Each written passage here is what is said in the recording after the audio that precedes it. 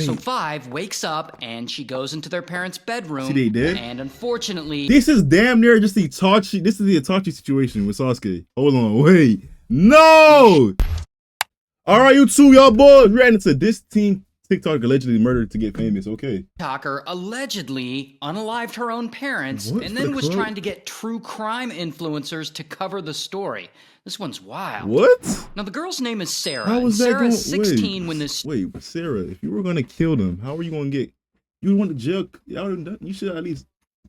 Like, what was her thought process behind it? story starts, living in Georgia. You gonna beat the and case? Sarah likes TikTok. I mean, she appears to like making TikToks, like starring herself. And that's fine, we all do. Yeah. But in Sarah's case, her TikToks are about to become relevant to the crime she's accused of committing. Oh. So let's talk about what she's being accused of. Now, at some point, Sarah has allegedly decided, for some unknown reason, that she's gonna unalive her own parents. Like, And one night in 2025, she does just that. Wait, what's the She plot waits here? up late until her mother and her stepdad are asleep.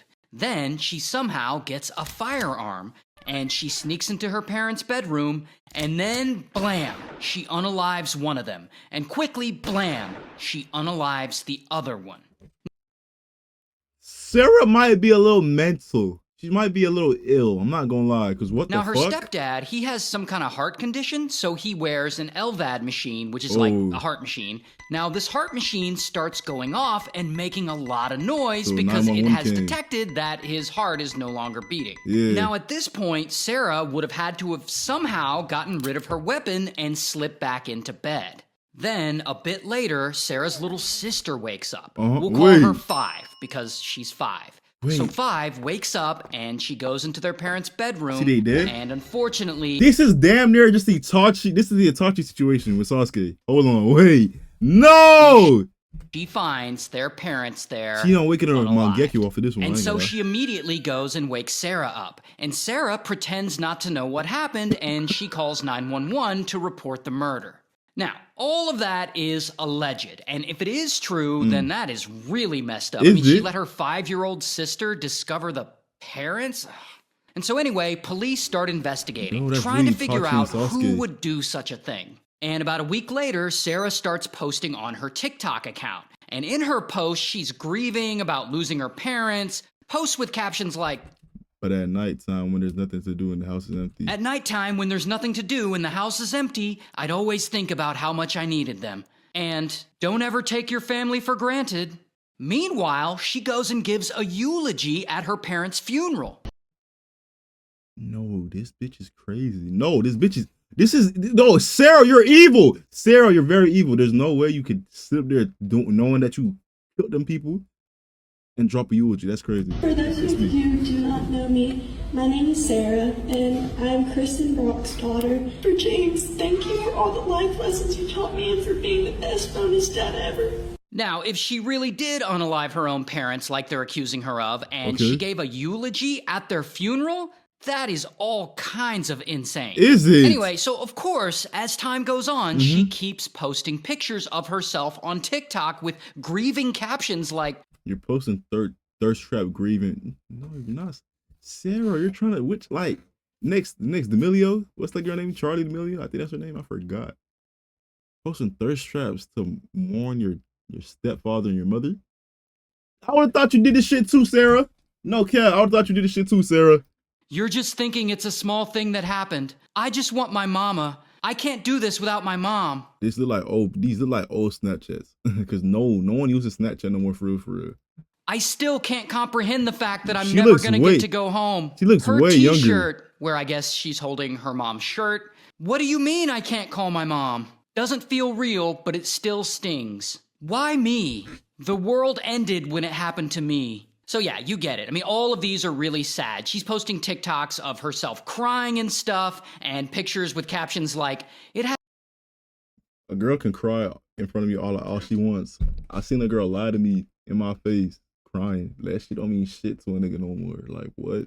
hasn't hit me that they're gone yet. Like, what? It's horrible to think about. And she seems to be wanting sympathy for all this, which would be normal if there weren't this accusation of her committing the murder herself. I'm saying, like, but here's where it gets kind of weird. How they got to that point? Sarah also reaches out to the TikTok creator who runs a true crime account, allegedly, reportedly. And the account has around 140,000 followers. So, you know, she's doing pretty well. Is she? So Sarah hits her up and asks her to look up the case about her parents and maybe talk about it on her channel, because she claims she wants to raise awareness and find the murderer. So she sends her a message and says, Kristen and James Brock, they're my parents. And out of nowhere, a random Thursday night in February, someone came to my house with me and my 5-year-old sister and left my parents for me and my 5-year-old sister to wake up to. Then, I guess, allegedly reportedly doesn't respond fast enough, like maybe she didn't see the message. So the next day, Sarah messages her again and pushes for her to cover the story and offering her intel on the crime. She says, I think it would be a really big hit. The only person who posted about it made it as the first image you see when you Google their names. Girl, what? What? Okay, victims of... Sarah, you don't say that type of shit if you really grieve it. No way. You was really clout. What? No, she's meant. Niggas will do anything for clout. Offset wasn't lying. He wasn't lying. Cause what the fuck? This is what they call selling your soul. No, she sold her. No. Crimes write me all the time. You know how niggas be saying that he offered somebody. You feel me? Anytime a rapper, he do good, his homeboy die out of nowhere. Oh, he got offered. No, nigga, this girl offered both her stepdad and her mom for some TikTok clout. Asking me to cover their story or whatever. Crazy. And never once has anyone said, you should cover this. This is going to be a big hit. Or you should cover this. This will get you to the front page of Google. In my personal experience, victims in an unsolved case like this, they just don't think that way. They usually want justice, not views. Anyways, as the news gets out and more people become aware of Sarah's story, she starts posting more selfie videos on TikTok trying to be cute. And over 4 months have gone by since the murder. And Sarah is 17 years old at this point. Ooh. And police, they're still investigating, but they haven't announced any suspects. So no one has any clue who did this or where this case is headed. Until police suddenly do something that shocks everyone. What they did? They notify Sarah's biological dad that they have a warrant for her arrest. What? So then Sarah goes and she turns herself in. Here's her mugshot. The teen daughter is... Look at those eyes. Y'all boys, look at those eyes, y'all boys. Herself in. Here's her mug. This is the eyes of a bitch that knows she did the shit. All right, there's no remorse. This is a blank stare. She knows she did this shit. Shot. The teen daughter is now in custody, charged with 2 counts of murder, 2 counts of aggravated assault.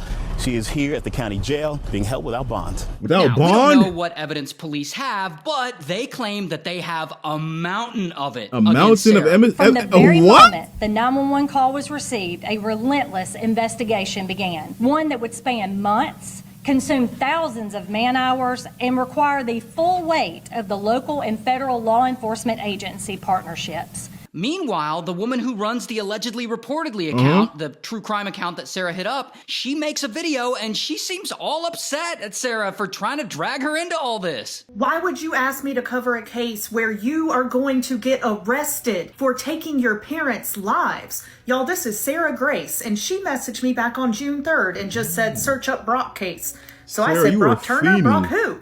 She said, Kristen and James Brock. They're my parents. And out of nowhere, a random Thursday night in February, someone came in my house with me and my 5-year-old sister and left them for me and my little sister to wake up to. And I said, not knowing she was going to wind up arrested for this, I am so sorry. I cannot imagine. I will absolutely research and cover their case. Please take care of you always. On Tuesday afternoon, Carroll County Sheriff's Office announced that they have arrested 17-year-old Sarah Grace Patrick. The girl that asked me to cover the case has been arrested. She was trying to get clout off of. Don't drag me into your bullshit. Now, I don't know if Sarah really did unalive her parents. She hasn't been to trial yet, but she did turn herself in. However, she hasn't admitted guilt or anything like that. So this is all alleged. That being said, police say they are very confident that she is guilty, even though they don't even have a murder weapon as far as we know. They never found whatever gun was used, so we don't know what evidence they have. While Sarah apparently told police that she was asleep the whole time during the murder and that she didn't hear any gunshots, but that she did hear her stepdad's LVAD machine going off. And it's weird that she would hear the LVAD machine, But not the gunshots? but not the gunshots. Yeah. Anyway, as of right now, Sarah is in jail waiting on her trial, and if she did do it, I would have to imagine that she got help. Like, her parents didn't even own a gun, so she would have had to have secretly gotten Somebody's going to jail with her. Yep. one, used it, and then hid it to where the police couldn't find it.